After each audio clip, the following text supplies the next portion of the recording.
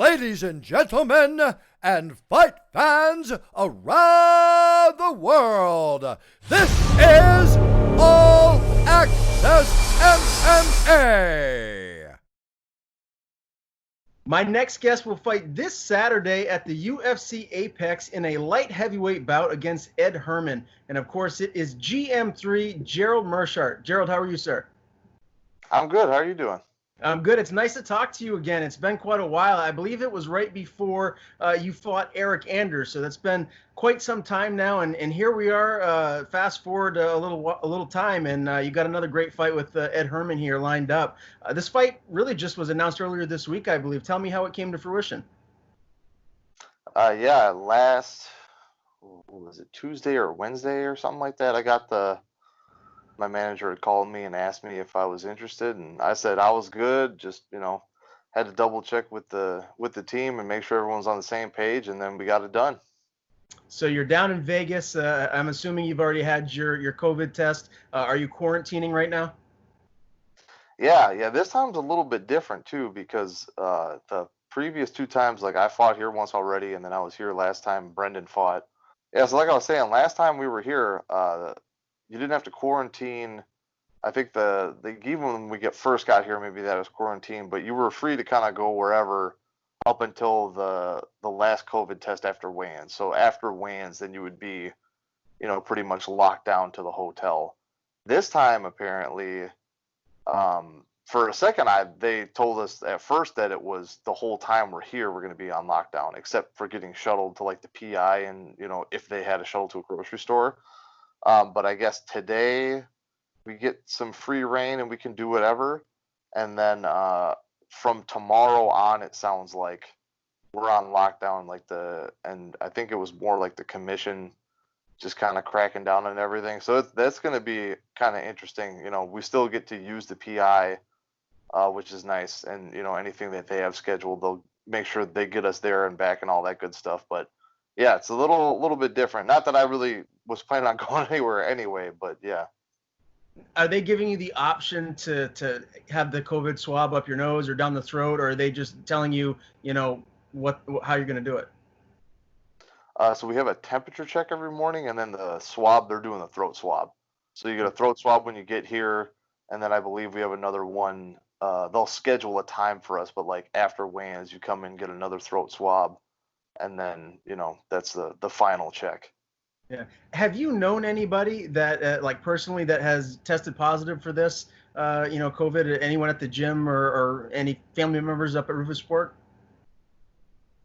Not that I'm immediately aware of. I feel like there had to have been somebody at our gym or something, maybe, one of the regular people coming to classes. But as far as I know, anyone who has any symptoms or feels remotely sick has done a really good job of they just stay away, even if it's a little cold, they'll stay away for the 2 weeks, make sure they're good, get tested, all that stuff. So luckily we haven't had any. We may have had one or two, something like that, but definitely no breakouts of sweeping COVID through the gym thus far, which is awesome. Yeah, that's great to hear. Now, as everyone knows, this fight will be at light heavyweight. You are a middleweight. That's where you historically compete. Did you have any second thoughts about accepting this fight, or did you feel like this was a really good matchup for yourself? No, I like the matchup. Ed's been around for long. He's been in the UFC longer than I've been fighting. He's a vet, and I've seen him fight plenty of times. He's just a good guy, nice guy. I met him for the first time today. We were both getting our fight kits. Really seemed like a really calm, down-to-earth kind of guy. I don't think we're too much different in size. I mean, really, he's spent most of his time at 85, except for recently, and then obviously the Ultimate Fighter. But Ultimate Fighter, you're making weight, every other week, so you can't really fight at your true weight class, so to speak. So I don't think we're going to be that dissimilar in size, or that anyone's going to have, a huge advantage. And we're pretty similar styles. I'm probably a little more grappling heavy than he is, but not too far off. And other than him being orthodox and I'm southpaw, it's pretty even down the line. What do you typically walk around at? What's that cut like to get down to 185? Let's see. Lately, I've been, if I like right after a fight, I'll get up there a little bit, like I'll get 215 and maybe a little bit over if I'm really eating and hanging out. But lately, I've been, eating pretty clean and still training hard. And I'm walking around at like 210, so it's not a bad cut for 205. It's not terrible for 85 either, but obviously 205, it's going to be super easy. Yeah. Do you feel like, moving forward, you'll take more fights at light heavyweight, or do you think, you're going to go back down to 185 and maybe stay there for the future? So this will most likely be a one-off fight, but unless Saturday comes around and I have an amazing performance and I feel really good and like that, it's not completely out of the question, but I would think it's, this short notice opportunity. I didn't think that was going to be too much outsized or outclassed or anything. So, depending on the fight, or say if they wanted a quick turnaround for an 85er and they wanted to, just let two 85ers fight at 205, which, I kind of wish they would do the hydration test, so we did that anyway. Then I'd be fine with that. But for now, it's probably just a one-time thing. Gotcha. Now, obviously, in your last fight, you took on Ian Heinisch. That didn't go your way. What's the takeaway from that one? I mean, is it just like where you got caught and it is what it is, you move forward? Yeah, pretty much. I mean, can look at everything and, should have zigged when I zagged or whatever. But, a couple things that I think maybe I got a little too comfortable. And other than that, yeah, I bit on a fake and I got hit with something. And it's not that I didn't see something coming. I just kind of read it wrong. And, I wish I could have got reminded in a different way, in a different setting, but it's another reminder that, yeah, it's 4-ounce gloves. Anybody can put your lights out if you're not ready for it. Yeah, no doubt about it. And I've been interviewing your teammate, your big chin brother, Brendan Allen, for quite some time now. He made his displeasure for Ian Heinisch very clear. He doesn't like the guy. They were scheduled to fight. Unfortunately, that didn't happen. I want to just get your thoughts on Brendan Allen and his ceiling. His last fight with Kyle Dawkins was a barn burner. Those guys went toe to toe. I mean, it's a phenomenal fight. I feel like this is someone who really could climb the rankings, and you know him as good as anyone. Tell me, how good can this kid be? Yeah, sky's the limit for him right now. You know what I mean? He's starting off his UFC career at 3-0. He's got first two fights were finishes, against some pretty tough guys. And then his last fight, Dawkins just he was really game that night. And there were a couple times where, if Brendan turned it on maybe a couple 10 seconds sooner or got out of a position 10 seconds sooner, like the end of the second round, he dropped him with that big hook. End of the third round, he turned it around after, Dawkins had his back the whole time and started raining it down on him. He was just a hair away from finishing him a couple times. And, he's a good kid. He's really tough. His skill set's always growing. And I feel like, he's, for the start that he's had, there's not too many eyes on him. So I think he gets a couple tougher guys these next two fights and he'll be 5-0 in the UFC. I think then he really starts to get some steam behind his name and he can get some big name fights. And then, guys like Heinisch, they're not going to be able to ignore that or, run from him. Yeah, how do you feel a fight between Heinisch and Brendan plays out? Well, of course, I'm going to go for my guy, Brendan. I think he wins for sure. I still think I win in a rematch because, now I know that's the only possible way. Not that I got nothing against the guy. He's, he was perfectly nice to me before and after, but, Brendan's a different type of guy. And especially after seeing that, he wouldn't give Ian the space that he needs to throw a punch like that. So I think he'd come out on top. You're a veteran, Gerald. You've been around this game for a while now. When you lose a fight like that, does it bother you? Does it stay with you? Or do you just kind of, move past it and realize like this is just part of the game and it's bound to happen? I do my best to move past it, but it still sucks. I mean, losing is never easy. It's never fun. And, unfortunately, I've just been fighting so often and so long that, I got more than a couple losses. And yeah, it still bothers me. I try to, especially when it happens, I'll go over it. I'll think about it. You can't obsess about it, right? Because it's not going to help you at all. But it's, somewhere deep in the back of your mind all the time that like, you let a guy get over on you once. And it doesn't sit well with me. And the only way to remedy that is to win big fights and, get more accolades that way. Yeah, no doubt. Now, there's been an unbelievable amount of fantastic fights so far in this calendar year. And if I'm not mistaken, on that same Brendan Allen Dacus card was the main event between Poirier and Hooker. For your money, what's the best fight you've seen so far this year? Hooker and Poirier is probably one of the better ones. And that's the thing. I thought Brendan was going to get fight of the night, and then they fought. And after about the second or third round, I was like, well, there goes that. Like, you got close, buddy, but it wasn't in the cards. But yeah, I think so far and it's still fresh in my mind too, but the Poirier Hooker fight's got to be up there. The Till and Whitaker fight was really good too, very technical. But the Hooker Poirier fight just as technical, but they were, a smaller cage. They were kind of forced to get in there and make it more of a dog fight. So that would be my pick as of right now. How did you score that Whitaker Till fight? I think Whitaker out-edged him just a little bit, only because there were lots of times where, Till was kind of looking for a big counter shot, because if you rush in at Rob, he throws those looping punches really, really well. And, he just has big power. If he touches you with some of those punches, even if it doesn't look like it should, they sit guys down. So he was being really aware of that. But in the interim, it allowed Whitaker to land a lot of the side kicks, the leg kicks, the oblique kicks. So while they were kind of even in the exchanges, and Till had, he had a couple, he sat him down with the elbow. It was one of the later rounds. He had a nice combo on him. He would land some good single shots, but Whitaker was landing those leg kicks, oblique kicks in the interim, and just landing little stuff here and there that went unanswered, and I felt like that kind of gave him the edge. This is kind of a loaded question, but I mean, Adesanya obviously has been, clearing out the division in some sense. He beat Robert Whitaker. He's still the champ. He's got another tough test coming up here soon. Is there a difference between him and then the other guys in that top five, or do you feel like, Whitaker and the other guys that are right there can go in and beat Adesanya if they have the right game plan?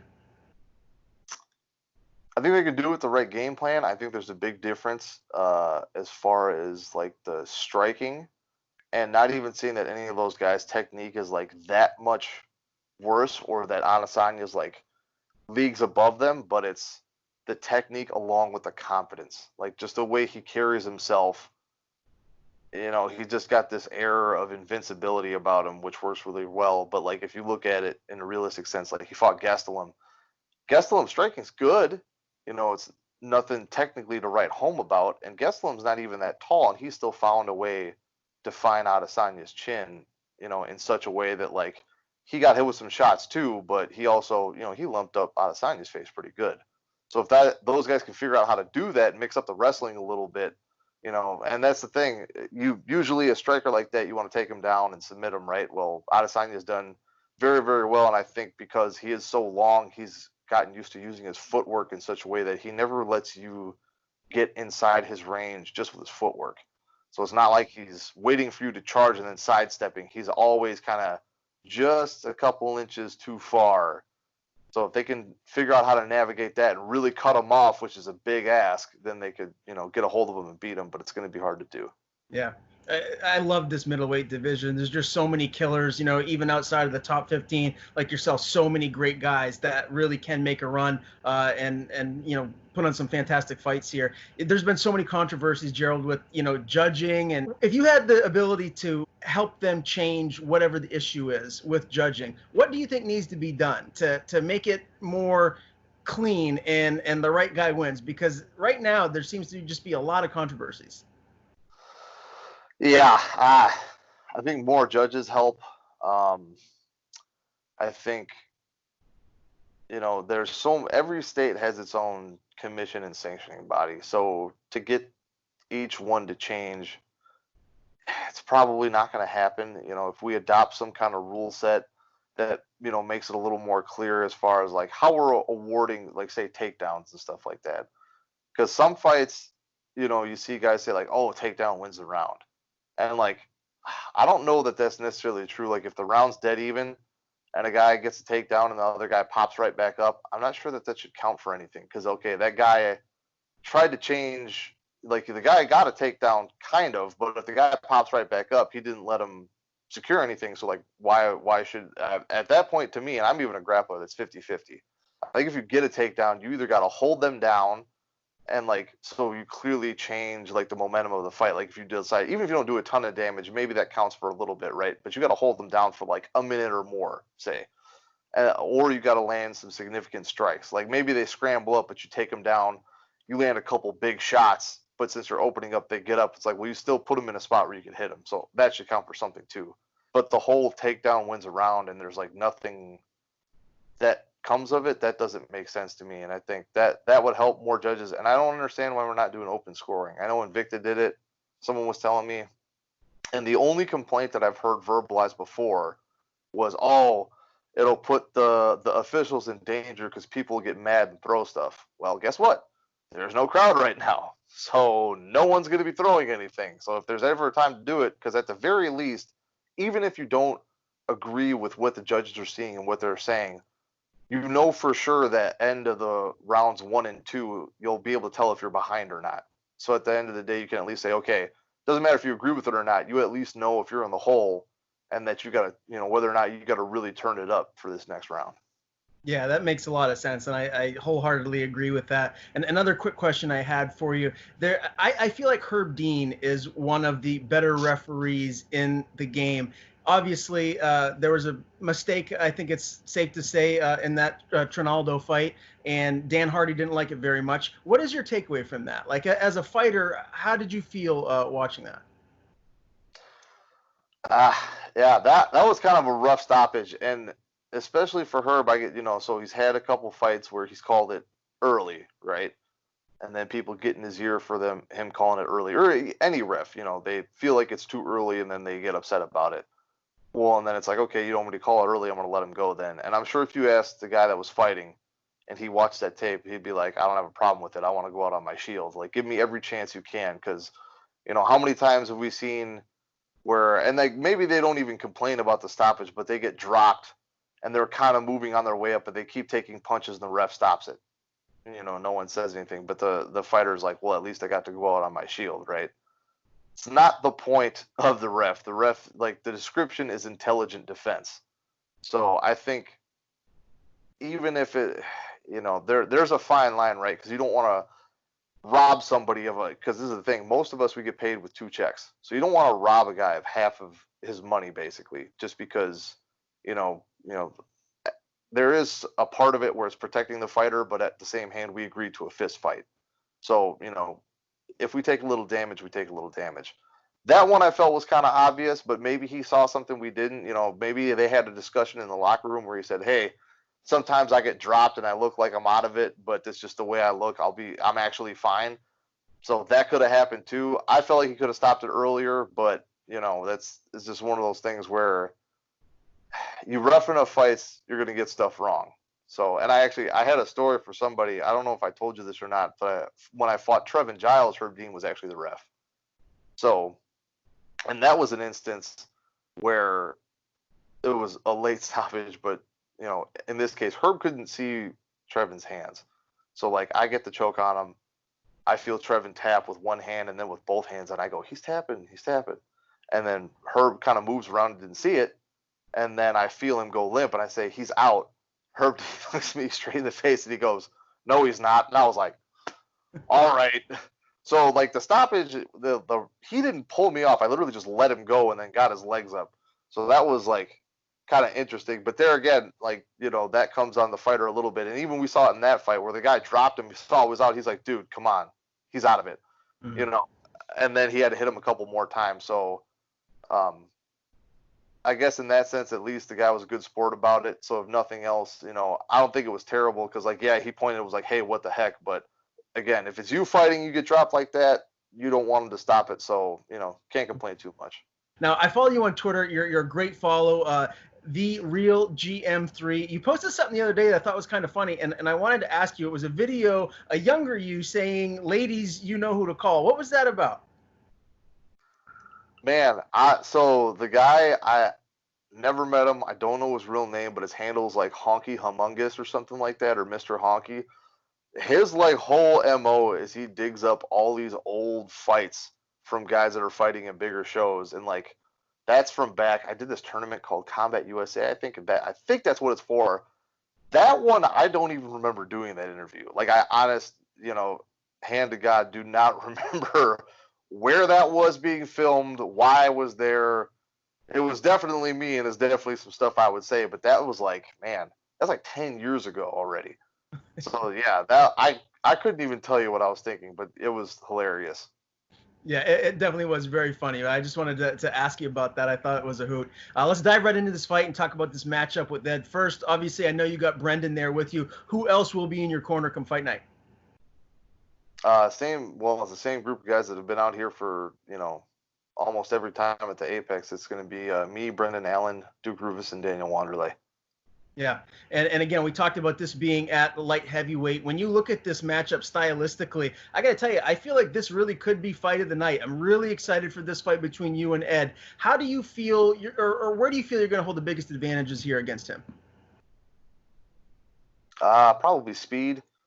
I think if it goes to the mat, I think it's kind of hard to say because he's been on the ground a lot, but this hasn't been like any technical jiu-jitsu thing. So I think that my tool bag on the ground is bigger, I guess is how I would word it. That and my speed and agility, but again, it's kind of even down the line because whatever I have on speed, he might be a little bit bigger. He's going to do a good job cutting off the cage and that kind of stuff. And as far as on the mat goes, I feel like I have more moves at my disposal, but he's so good at positioning and everything else, it's going to be hard to get to them. Mm-hmm. Do you envision a finish for yourself here in this fight? Oh, of course. You always got to envision the finish. If you don't envision yourself finishing the guy, you shouldn't step in there. Like, I'm ready for a 3-round war that's back and forth, but I'm visualizing different ways that I can create openings and either, get a knockout or a submission. What do you think is the most likely outcome? How do you feel like you will get your hand raised?